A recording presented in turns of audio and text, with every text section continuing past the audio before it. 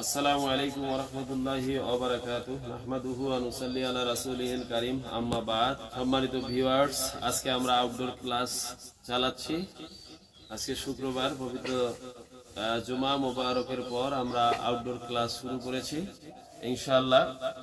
এই আউটডোর ক্লাসগুলো সাধারণত কোরআন, মস্ক এবং বিভিন্ন মাসলা মাসাইল এবং ধর্মীয় মৌলিক বিষয়ের উপরে আমরা আউটডোর ক্লাস নিয়ে থাকি। আজকে যে আউটডোর ক্লাসের বিষয় সেটা কোরআন মাজিদ মস্ক। তো আমরা ইনশাল্লাহ কয়েকজন ছাত্র নিয়ে আমরা আউটডোর ক্লাস এখন মস্ক করব। সকলেই আমাদের সাথেও আপনারা উচ্চারণ করবেন, পড়বেন। গানের সুরে গান বললে কিন্তু সওয়াব হয় না। আল্লাহ তাআলা এমন এক কোরআন আমাদেরকে দিয়েছেন, যেই কোরআন তেলাওয়াতের সাথে পড়লে এবং শুনলে সব উভয় দিকেই সমান সওয়াবে লাভবান হওয়া যায়। তাই আমরা আসুন নিজে সন্তান সন্ততিদেরকে কোরআনের আলো ছড়িয়ে। আউযু বিল্লাহি মিনাশ শাইতানির রাজীম। আউযু বিল্লাহি মিনাশ শাইতানির রাজীম। বিসমিল্লাহির রাহমানির রাহিম।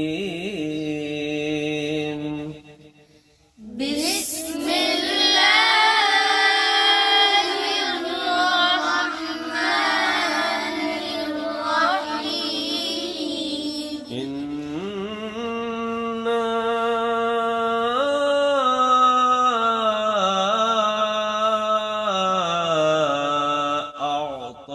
আ'তাইনাকাল কাউসার।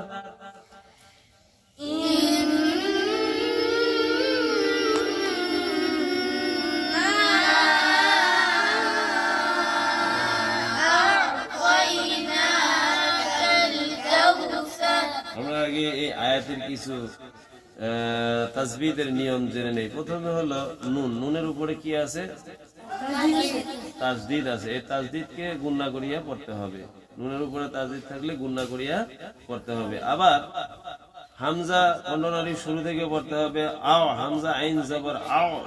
তোয়াই, তোয়া মোটা করে পড়তে হবে। নুন খারা জবর, নুনের উপর খারা জবর আছে, এখানে একালি পরিমাণ টেনে পড়তে হবে, একটা ধাক্কা দিতে হবে।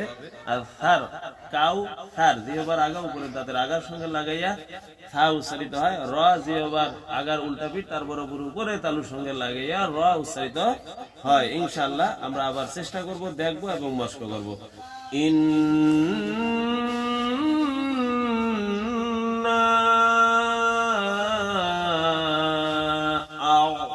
আ'তাইনাকাল কাউসার।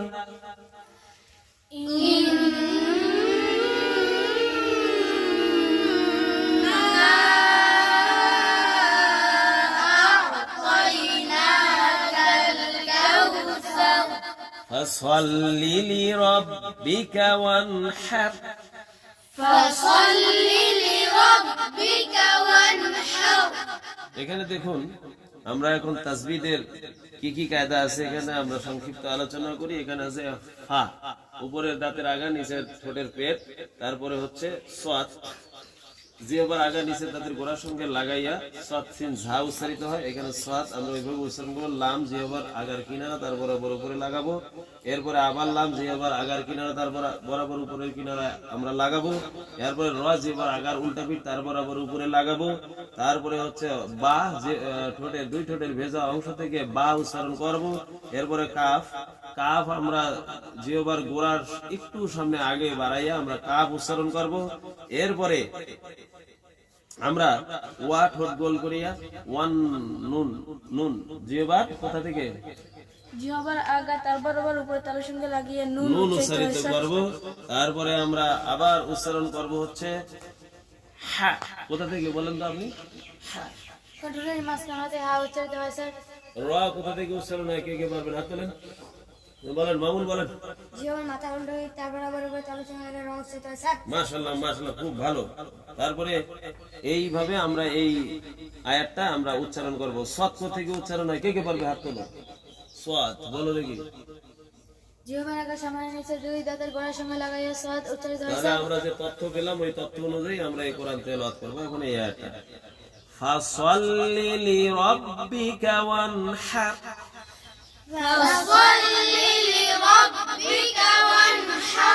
তারপরে আমরা পরের আয়াতে চলে যাই। ইন নুনের উপর তাজদীদ আছে, গুণনা করে পড়বো। শিন আলিফ জবর শা, এক আলিফ পরিমাণ টানবো।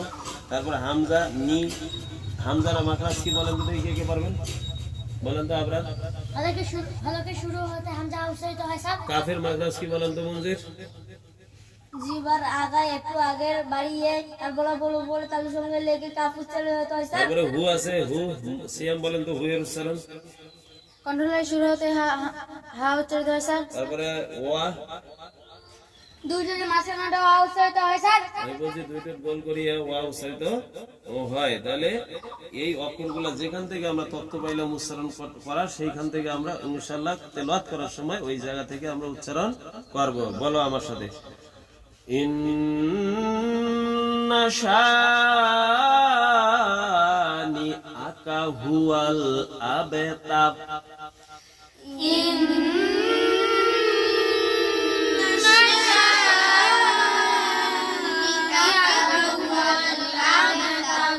إنا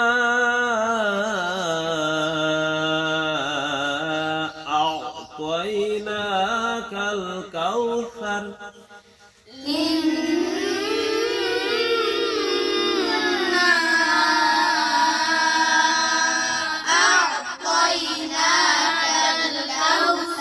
فصل لربك وانحر.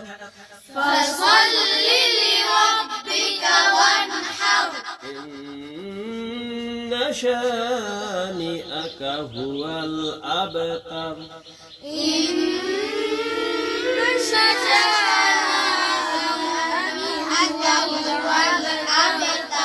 ما شاء الله.